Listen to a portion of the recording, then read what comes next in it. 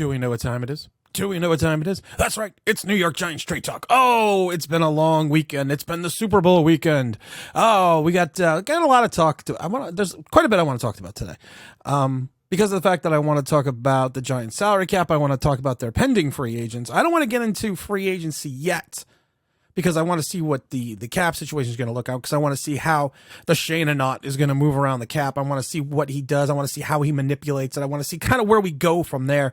But we do have 18 pending free agents. But I wanted to address something real quickly. Evidently, a YouTuber, we'll call him that, basically came out and was being derogatory towards me. And I love it because people don't man up enough. And just, if you have an issue, if you have a problem, if you don't like something I said, you don't like something I did, don't sit there and take an entire video and critique me about it. Be a man and come on the show. Be a man and have me on the show. Sack up. Got a little pat? All right, let's move on now. We got to talk about the Giants free agency. We got 18 New York Giants that are currently going to be free agents. I have the list right here. I'm going to pull the list up at the same time. Then I'm going to read it at the same time. We have Sterling Shepard, Saquon Barkley, Daniel Jones, Nick Gates, John Feliciano, Justin Ellis, Nick Williams. We also have Jihadi Ward. We have Jefferson. We have the Scottish Hammer, Richie James, Mr. Fabian. We have Marcus Johnson, Shane Zimenez, Julian Love, and Darius Slayton. It's interesting because of the fact that if you look at the free agents they have, the 18 free agents that we currently have, there's not a plethora of guys you want to bring back, and there's not a plethora of guys you want to bring back on a long-term situation. Now, Sterling Shepard's the first one that comes to my mind when I look at the list. Sterling Shepard, man, I love Sterling. He's been a great Giant. He's been a fantastic guy. He's been a good locker room guy, but 30 years old, multitudes of injuries over the last few seasons. I love the guy, but I just don't want the guy back. He is a waste of cap space. He is a waste of a roster spot, and that's not being derogatory. It's not because of the way he plays. It is because of the way he cannot stay on the field. So he's going to be an X mark on my list. You have Saquon Barkley. I want Saquon back. I've said it before. He had a cap number of 8 last year. It's 10.5 if you tag him this year, 10.1 if you tag him this year. I tag him. Plain and simple, I just tag the dude. Why? Because of the fact that at 26 years old, if I tag him, I can still negotiate with him long term, and then I can look to see what that deal is going to be. There's a little hope at the end of the light, they're saying, in reference to him in his contract value. There's a little bit of hope. You hope and I'll hurry. But we got to wait and see what kind of happens there. Then you got Daniel Jones on the list. Everyone knows my feelings of Daniel Jones. He's 25.5. I love it when they put it, he's 25.7. We need a little water break. We all know my feelings about Daniel Jones. You sign him long-term, it's going to have to be a minimum of 5 years, because of the fact that you're going to have to give a lower cap number at the beginning of the contract. You're going to have to guarantee a lot of that money, and you're going to have to push a lot of it into year 3, which is when Andrew Thomas's contract is up. So you're playing with fire there. You also got Nick Gates. Again, Nick Gates, another guy who was on a $3 million contract this year. I love the hell out of Nick Gates. Just it's time to move on. John Feliciano was a waste of space. I never liked Feliciano. I never liked the signing. I've said it a million times before. Glowinski and him were not guys that I wanted to bring in. Understand why they brought them in. Just not guys that were, I think, talented enough to be on the roster.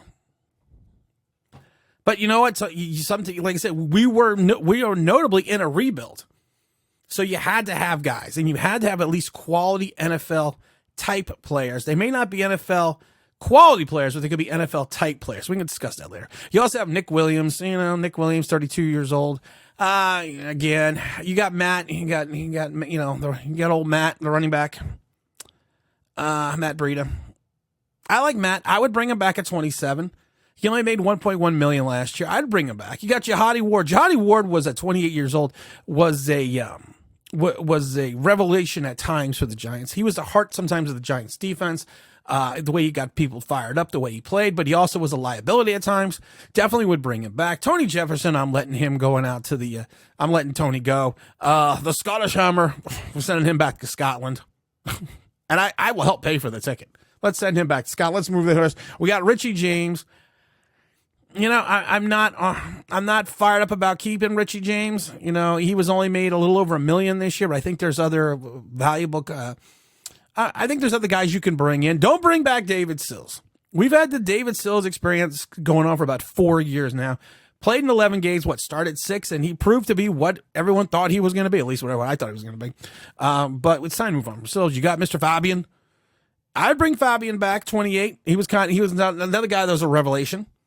You got Marcus Johnson, the wide receiver. I'm letting Marcus go. You got Shane, can you see? Well, you got to do right. Shane, can you see? I'm not bringing Shane back. He played well in spots. He played well in moments. But there was just not enough there. And then we have Julian Love. Julian Love is Julian Love, you would think, has been on this team for, like 8 years. He's only 24 years old. I don't know, Notre Dame. I got to think about Julian. I got to think about bringing Julian back.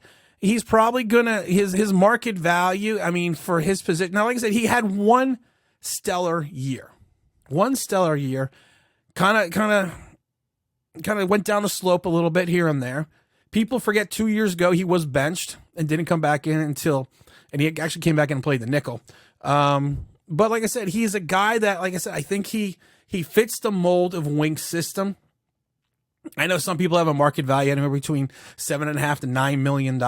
If I'm looking at Julian Love, I'm looking at the lower end of that number. I'm looking at 7.5. Would he be interested in coming back 7.5? Could he get more in the free agent market?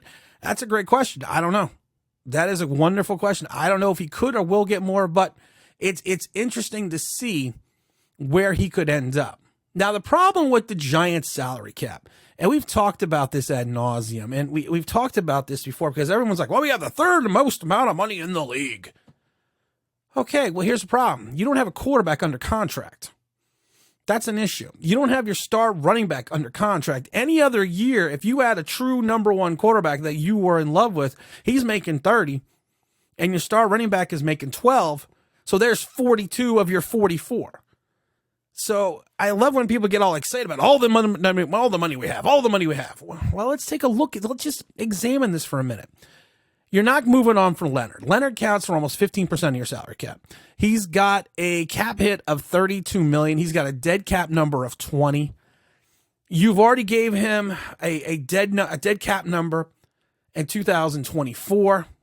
I just don't see you moving on from Leonard. I don't see them extending Leonard.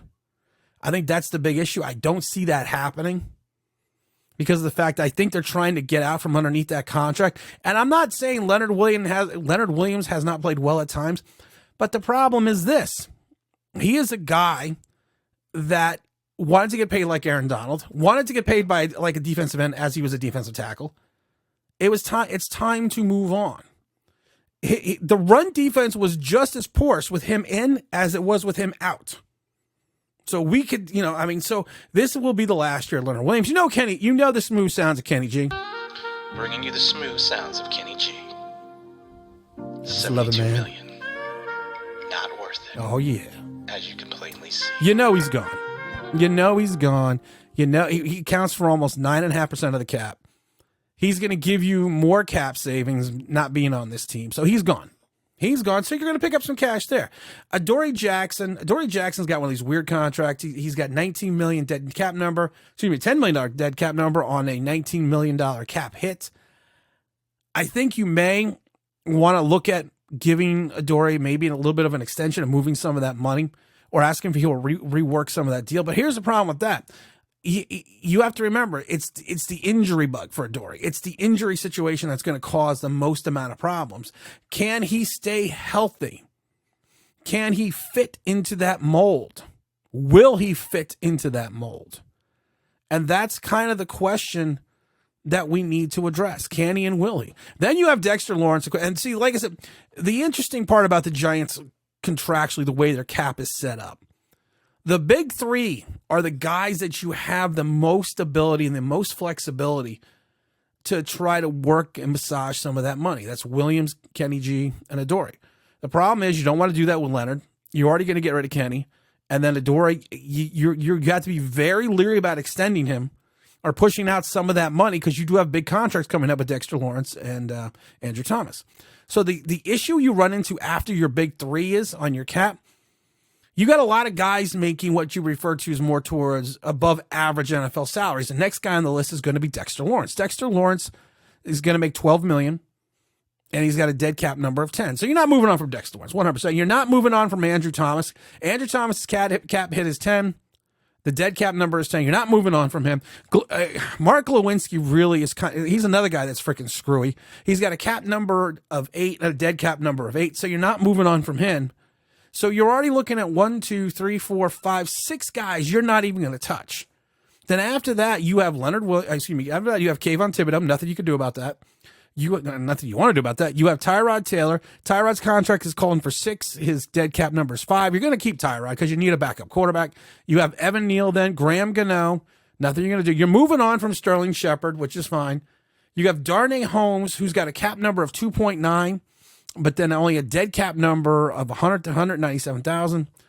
You're going to look at Darnay and see, is there someone in the draft or someone in free agency that can allow you to absorb that cap, his loss? Darnay played great at times, but he also had issues at times. Xavier McKinney, you're not moving on from Xavier. Of course, Wandale Robinson, you're not moving on. Azeez Ojulari, Aaron Robinson, Matt from Connecticut Matt from Connecticut should be gone. That's $1.1 million in savings. You got Cordell Flott. I think Cordell will be back. You got Smith. Smith's going to be back. Then you got a bunch of ancillary guys like Wyatt Davis, Shane Lemieux, Dane Bellinger, Dane Belton, Cam Brown, Carter Coughlin. You got Bredesen, who's not going to be back. And that's going to save you $1 million. You got Colin Johnson, who's going to save you $1 million. You got what's the name of the guard? Phillips is going to save you $1 million. You got Brightwell, who could save you $900,000. You got Rodarius Williams that could save $800,000. You're going to keep McFadden. You're going to keep DJ Davidson. You're going to move. You already signed Vernon Butler to a futures contract. These are all guys. Are also a lot of the guys are already signed to future contracts. We already have 54 players under cap right now, or I should say under contract right now. But as you can see, renegotiating and moving and massaging these numbers are going to be extremely difficult this year because of the fact that 3 guys tie up a good portion of your cap space. If you look at it, 3 guys tie up almost, well, you know what? Let's calculate this out here. That's a great thing about doing this. I have a calculator right here. So you have 14% plus 9% plus 8% so you have 32% of your cap space tied up into 3 guys. One of them's going to be gone. 2 of them, you could potentially maneuver to the contract, but then you're going to have to push that money away. And like I said, the head coach looks at the season.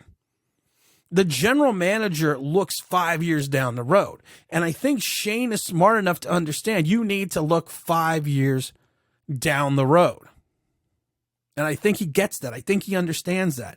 But it's going to be a difficult situation to look at this and say, this is what we can do with the salary cap, because it's going to be, it's not going to be as bad as last year, but it's going to be interesting because of the fact, like I said, you don't have your running back and you don't have a quarterback under contract. That's why you have the 3rd most amount of salary cap space in the league. So it's going to be interesting to see how Shane, with his 11 draft picks, maneuvers this roster. Now, I see that Lamar Jackson is there's a rumor, there's a potential rumor that he could be traded, that he could be moved on from. And the Baltimore Ravens have already said they're tagging him. They're tagging Jackson. They're tagging him. They're tagging Action Jackson. I would too. Carl Weathers, though, I think Carl Weathers to me was a better Action Jackson in the movie Action Jackson. But they're going to tag, but they said they would have discussions with moving on. Now I was texting T-Brad on Sunday, and I laughed because I told T-Brad, I am only trading half our draft picks and half the team to get Lamar Jackson. That's it. I'm drawing the line at that. It's not going to happen though, because Lamar Jackson's an MVP.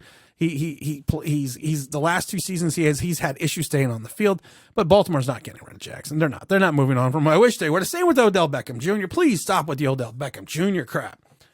I saw someone who lied and was like, Odell Beckham said he's going to come to the team. We should draft a guy from Princeton. Stop doing shit for the cliques, the blicks, the leaps, and the boops. Stop it. Just stop it. Be honest. Can we just have some freaking honesty? Yeah, I understand this is supposed to be an entertainment medium, but the fact is, if you're lying to fans, you're doing a disservice Giant fans. Like, you're doing a disservice to them by creating crap and lying to them about it so you can then get likes and views. It's a disservice. It really is. We got a new special coming up right here. This new special is going to be called On the Mic. We already have a subscriber. Come on for 10 minutes. Take over the show and do whatever they want. The first person on the mic is going to be one of our favorites, and we've missed him a little bit. It's going to be the Dahmer. So let's go on the mic with the Dahmer. This is the new segment. It's called On the Mic, and tonight we're on the mic with, or today, or I don't even know what time it is, but we're on the mic today with a guest, a friend, a person who was on the program many times before. It's always the Dahmer, the UK Dom, coming on here talking to New York Giants Straight Talk. Dom, you are the first contestant. We'll call you a contestant, or maybe the first participant on the Mic. Where On the Mic is, you have 10 minutes to extol the virtues of anything you want New York Giants, to ramble, which means walking in the UK. I just learned that a couple minutes ago, or just have a conversation. So, Dom, how's it going? Yeah, all good. Thanks, Tim. Excited for the new segment. How are you? I'm good. Are you ready though? Because I'm gonna have the countdown timer, and like I said, you are gonna take over. So that's thrilling for everyone. That is thrilling for everyone. And here we go. You know what? We have to have the drum roll. And here we go. The first segment of On the Mic with the Dahmer. You're on. Your clock is starting now. Well, pressure. I know it is pressure. Because I still haven't hit the button yet. It's starting now. Now it's starting. Now I have the countdown timer. It is starting now. Your go. Superb. Right, last season, right? We were much better than anyone thought we were going to be. Results wise, sensational. So, well, for us anyway. But look, I'm not taking anything away from the achievements, but I think we can all expect a step back next year. We got the rub of the green a lot. We won a lot of the close games. And the history of the NFA says that a certain proportion, not 20, 30% of teams don't make the playoffs again next year. And I think given our lack of cap space, a lot of holes on the team, significant piece entering free agency, in need of a new contract, that probably means we're prime candidates. So, despite that, I think the future is bright, but we do need to start getting things right now and build on, let's be honest, some successes from last year. So I wanted your take and have a chat about, because no one wants to listen to me for 10 minutes, about some of the issues we've got going on this year, and what would you prioritise, or if we can work out it between us, what this off-season looks like, because we've got a lot of issues. In fact, here's your new title. We've got 99 problems, and Leo is one of them. Well, not till after this year. No, very true. I mean, I never thought I'd be Jay-Z, but yeah, I thought we could just work out where we prioritise it, because we're not going to fix everything this year. So what do we go with first? Well, you got to go with free agency first. That's gonna be the first stop on this bus. And you need to figure out exactly how you're going to retool and rebuild this team, because I think the same way. I think that we are going to take a step back next year. I know a lot of fans don't want to hear it, but our schedule is going to get more difficult because we made the playoffs. We're going to be picking, of course, the 25th overall, and I've said it before. You're not cemented at that pick. You could trade that pick. You can do whatever you want with that pick, but there's going to be a little bit of difficulty because you have two cogs. I think one is a vital cog, and one is a cog that's going to be overpaid if he stays. That needs to get re-signed. You also still have Darius Slayton. You have Julius Love. You have the receiving core. I mean, you have to start from the offense, and you have to start between the two captains, and that's going to be Saquon Barkley and Daniel Jones, and they're going to what you do with them is going to predicate where you go this season with the team.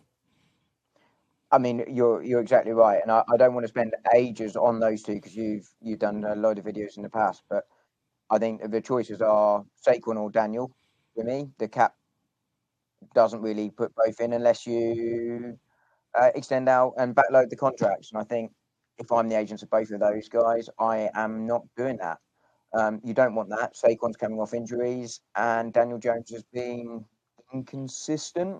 To be fair, I'm being kind. That's being nice. Over his career, he's had one good year in inverted commas and and 3 below average ones.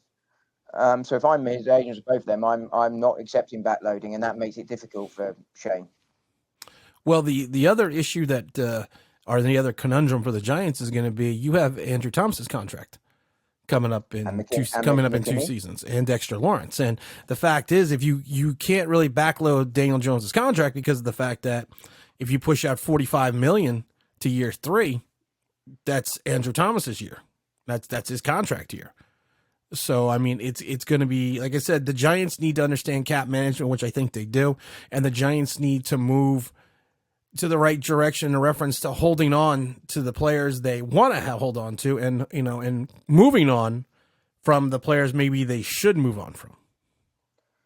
I mean, I think we both agreed that we'd prioritize Barkley over Jones, which obviously leaves a hole at quarterback. I mean, what would your approach be? Drafting, presumably. I've said it before. I'm a hooker fan. And I'm not talking the other one. Wait a minute. Do I have it? Hey-oh. That's what she said. Sorry. I'm a Hooker fan. I think that Hooker from Tennessee, even though he's 25 years old coming off the ACL, fits what Brian Dable wants to do. I think I like his maturity at 25. I like the fact that his body and his mind probably have physically matured. So I think that will help his maturation and progression into becoming a starting quarterback. Makes him fall? What's that? The injury makes him fall in the draft? It makes him I'd think he's fallen to the 2nd or 3rd round. So I'm still thinking if you want to get your wide receiver, you go get him. I'm not particularly fond of any of the wide receivers that are sitting there at 25, but if you want your wide receivers, you go get them. But here's my other thing. You can also trade up in the 2nd round if you feel that Hooker's going to be gone early part of 2nd round and get your guy, because you got 11 draft picks this year. Would you contemplate a bridge for a year? Now, last year I was comfortable with that, but I'm less comfortable this year. A bridge quarterback, I mean. No, I understand that was that was my dramatic pause before I went into this answer. As long as the bridge isn't Daniel Jones, I'm fine.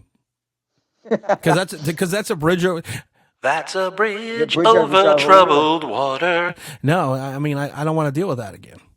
I don't want to run that back, but you know what? If you believe what the reports are, that we are going to end up running it back.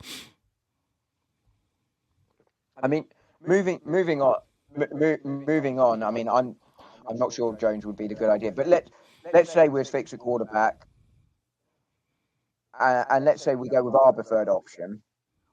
So your 1st round pick is what? Wide receiver, linebacker, cornerback? I don't think there's a linebacker that's worthy outside. I think the 2 guys are going to go in the top 15. I don't think there's a linebacker that I would take at 25 that I probably couldn't get in the 2nd or 3rd round. I'm a little leery about the wide receivers this year as well. After the top guys go, I don't think it's like a draft like it was a couple years ago. It's not deep, is it? It's not as deep as some make it out to be. I think what you need to learn and what we need to worry about is, and you know what, they always say the old adjective that you go with the best player available. You don't pick by position, because picking by position is usually when you get your ass in trouble. So I'm hoping the Giants are smart enough to figure it out. We've never been burnt like that before. No, never whatsoever. So I hope the Giants are smart enough to pick and understand that they take the best player available, regardless of the position. Yeah, and corner's looking a likely option potentially if you don't go quarterback, given the depth of that and the need as well. Corner and need. I mean, you have Adoree Jackson coming off a pretty good season. He was injured. He's got a contract that's one of the top 4 on your team right now, so there could be some finagling to try to get him. Either if you try to extend him, I don't know, but he could potentially. I'm not saying he's going to be a cap casualty, but he does carry a big nut right now on his contract.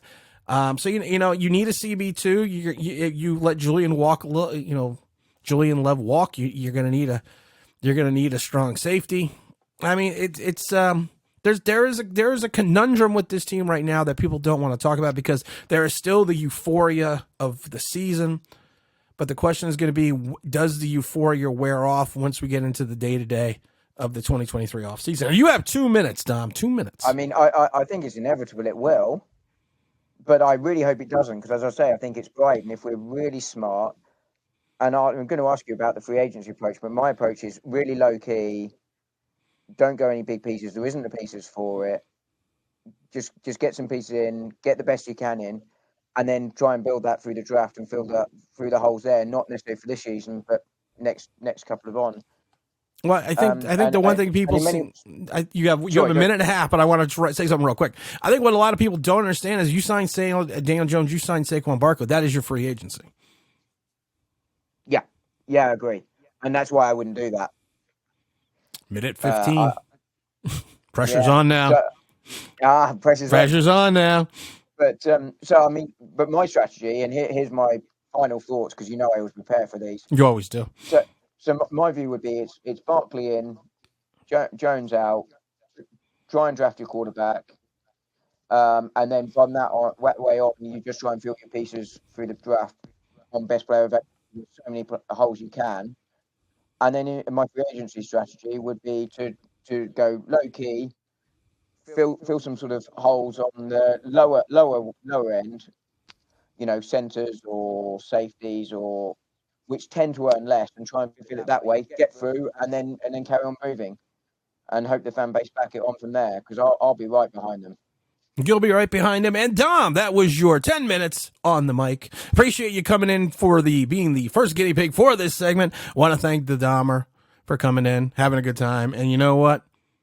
Stay sexy, my friend. We're out of here. I look forward to getting stated in the comments. I hope everyone enjoyed the show today. I know I had a lot of fun doing it. It was good having Dom on. If you want to be on, just email me at tim@onlineBigBlue.com, and then we'll set you up, have you come on the mic. It's real easy to do. Speak your piece for 10 minutes and then move on. We got a lot going on now. The Super Bowl has ended. Let's move forward. Let's sally forward. Go. And you know what, Giant fans? This is Tim. This is New York Giant Straight Talk, and I'm glad you were able to hang out with me this long today. I think we're going to have a video on Friday. I haven't decided yet, but you know what? We're going to push it from there, and you know what? I'm out of here.